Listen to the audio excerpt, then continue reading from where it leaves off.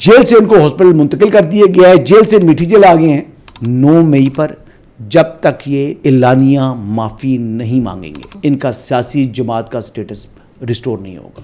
مولانا فضل الرحمان کی جو سیاست ہے وہ بڑی بڑی بڑی میچور سیاست ہے. مولانا ایک سیریس تھریٹ ہے محمود خان اچکزئی کے لیے. پوری تحریک انصاف کو اپنی اس انگلی کے اوپر جو ہے نا وہ گھما دیں.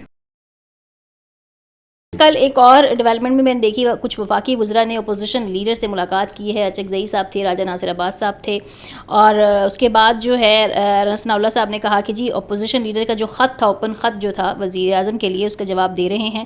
آج پیپلز پارٹی کا وفد ان سے ملاقات کرنے لگا ہے.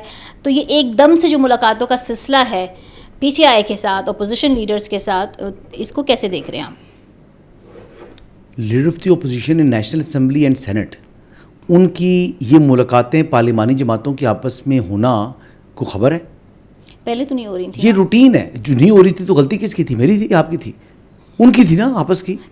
تو وہ اپنی غلطی اگر اس کی اصلاح کرتے ہیں تو یہ خبر نہیں ہے. ٹائمنگ امپورٹنٹ یہ ہے نا, روٹین میں ہوتی ہے. یہ اللہ کی بندی, یہ روٹین میں ہوتی ہیں ملاقاتیں. محمود خان اچکزئی صاحب ریلیکٹنٹ تھے ملاقات کرنے سے پرائم منسٹر سے. وہ جناب کہتے تھے جی کہ میں پرائم منسٹر کی طرف نہیں جاؤں گا, پرائم منسٹر ملاقات کریں ہمارے ساتھ جو ہے وہ اسمبلی کے اندر, کمیٹی روم کے اندر.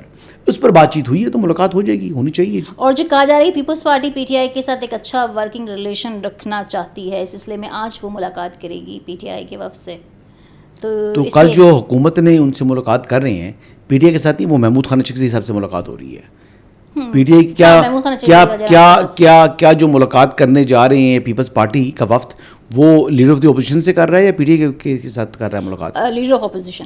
تو پھر آپ پی ٹی آئی کے ساتھ کیوں کہہ رہی ہیں؟ پھر انہی کے نامزد ہے نا وہ. تو نامزد تو پھر حکومت پہلے ان سے مل چکی ہے, حکومتی اتحادی جماعت ایک دن بعد مل رہی ہے. وہ تو پی ٹی آئی والے ویسے ہی کہہ رہے ہیں نا کہ پیپلز پارٹی کی سینئر رہنما ہمارے ساتھ رابطے میں ہیں. اگر حکومت ایک دن پہلے مل رہی ہے اور ایک دن بعد اتحادی جماعت مل رہی ہے تو کیا یہ خبر ہے؟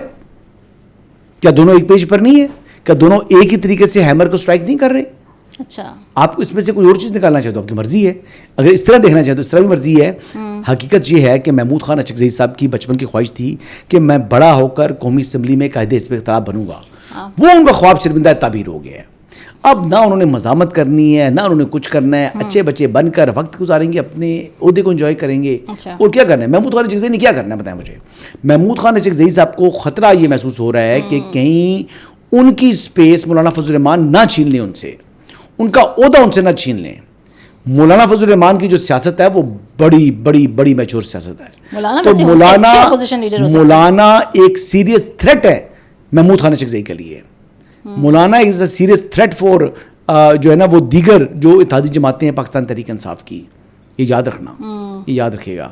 تو مولانا تو اگر ان کے ساتھ اتحاد میں آئیں گے تو وربل نہیں ہوگا, ریٹن ہوگا جو کہہ چکے ہیں. اور جو ریٹن بھی ہوگا اس میں شراکت اقتدار بھی ہوگا. خالی آئندہ کے الیکشن کی سیٹ ایڈجسٹمنٹ نہیں ہوگی, اس مرتبہ بھی شراکت اقتدار رکھیں گے وہ. مولانا کچی گولیاں تھوڑی کھیلتے ہیں. مولانا منجے ہوئے کھلاڑی ہیں. پوری تحریک انصاف کو اپنی اس انگلی کے اوپر جو ہے نا وہ گھما دیں, چھوٹی انگلی اوپر. اچھا, پی ٹی آئی سے ریلیٹڈ ایک اور خبر ہے کہ پنجاب بار کونسل نے جو ہے وہ خط لکھا ہے بیرسٹر گوہر کو, جس میں مشال یوسف زئی اینڈ راجہ سلمان اکرم کے بارے جو ایشو پہ انہوں نے کہا ہے کہ مشال یوسف زئی کے خلاف تعدیبی اور قانونی کارروائی کی جائے.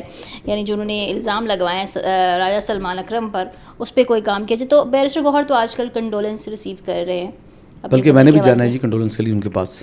تو اس سارے معاملے کو کیسے دیکھتے ہیں آپ؟ راجہ سلمان اکرم دیکھیں وہ سینیٹر بن چکی ہے مشال یوسف زئی. پریکٹس ان کی پہلے کون سی اتنی بڑی وہ پریکٹس تھی کہ ہم کہیں گے جی سپریم کورٹ کی وہ بڑی ٹاپ کی وکیل تھیں. وکالت تو ان کی ویسے ہی ہے نا, نام کی وکالت ہے. وکالت پہ تو ان کی میرے خیال سے سلمان اکرم راجہ کے وہ نزدیک بھی نہیں آتی, اس میں کوئی دوسری رائے نہیں ہے.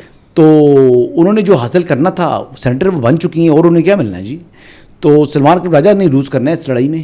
یہ لڑائی مشال یوسف زئی کے ساتھ سلمان اکرم راجہ کی لڑائی جو ہے نا وہ نقصان سلمان اکرم راجہ کو پہنچائے گی. اور کئی جگہوں پر غلط بھی سلمان اکرم راجہ صاحب ہیں.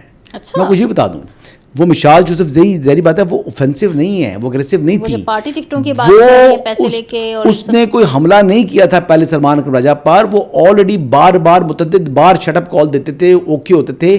اصل میں مشال جو ہے وہ عالیہ حمزہ کیمپ ہے نا, وہ بشرا بیگم کیمپ ہے. تو ایک بات یاد رکھیے گا, خان صاحب جتنے رن مرید ہیں, نقصان سلمان اکرم راجہ کا ہو سکتا ہے. بتا رہا ہوں کو, اچھا ایک بات بتا رہا ہوں, بشرا بیگم کا ڈومیننس ہے عمران خان پر, میں نے خود دیکھا ہے. خان صاحب ان کے سامنے بالکل اچھے بچے بن کے بیٹھتے ہیں. ایک تو پتہ نہیں چلتا ان میں کتنے گروپ اتنے زیادہ ہیں. جی میں کہہ رہا ہوں اس کا 12 جو بھی ہوگا نقصان سلمان اکرم راجہ کو ہے, مشال کو نہیں ہے. مشال کو نہیں ہے. مشال کو نہیں ہے. اچھا جناب, اب آ جاتے ہیں مصطفیٰ کمال اور سعید غنی صاحب. کل میں نے دیکھا کہ سعید غنی صاحب نے جو ہے وہ صوبوں والے معاملے پر ایک بار پھر جو ہے وہ پریس کانفرنس فرمائی, اور انہوں نے کہا جی سندھ کسی صورت تقسیم نہیں ہوگا, یہ نہیں ہوگا, وہ نہیں ہوگا. کیا پیپلز پارٹی صوبوں والے ایشوز پر ایک کلیئر سٹانس لینے جا رہی ہے؟ لے چکی ہے. اور انہوں نے کہا جی D G I S P R کو بھی کوئی کام نہیں ہے کہ وہ صوبوں پہ بات کرے. جی لے چکی ہے. پیپلز پارٹی نے اس پر اوپن سٹانس لے لیا. وہ کہہ رہے ہیں کہ سندھ کے اندر نہ ایڈمنسٹریٹو یونٹس اور نہ ہی نئے صوبے. اور میں آپ کو بتا دوں کہ اس کے اوپر ان کو اپنے فیصلے کو تبدیل کرنا ہوگا. ایڈمنسٹریٹو یونٹس ہی بنیں گے, اور یہ ایڈمنسٹریٹو یونٹس کی طرف کام جو ہے وہ چند ماہ میں مکمل ہوگا. It's only a matter of months not years. آئندہ الیکشن سے پہلے کی بات نہیں ہے.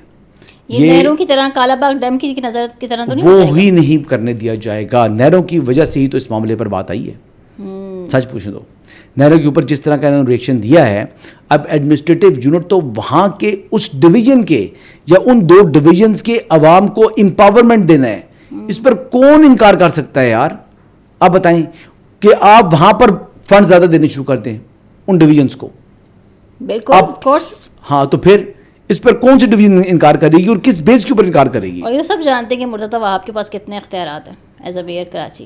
ہاں جی, تو ایسی بہت سی چیزیں ہوں گی. میرے خیال کے مطابق اس پر ڈبیٹ آنے والے دنوں میں تھوڑی تیز بھی ہوگی, بلکہ ہو چکی ہے. بلکہ ڈبیٹ تو تیز ہو چکی ہے.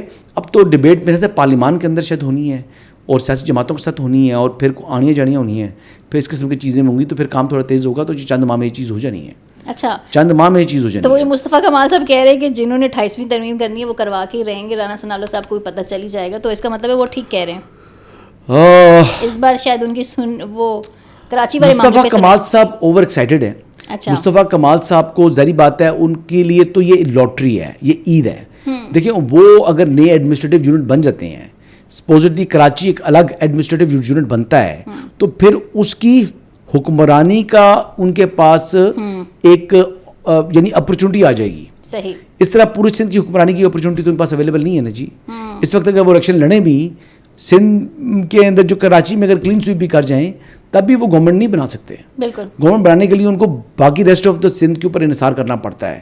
تو اس لیے ان کے لیے تو یہ ون ون ہے. ان کے لیے یہ ون ون ہے, اس لیے وہ سپورٹ کرتے ہیں. ان کو سیاسی مفاد اس کے ساتھ وابستہ ہے. دیکھیں خالد مقبول صدیقی ہو جائیں, فاروق ستار ہو جائیں, یہ تینوں الگ الگ گروپس ہیں, تینوں ایک ہو جاتے ہیں. یہ تینوں یک زبان ہو جاتے ہیں. کیوں ہوتے ہیں؟ وجہ اس میں ان کا اپنا سیاسی مفاد ہے, جماعتی مفاد ہے.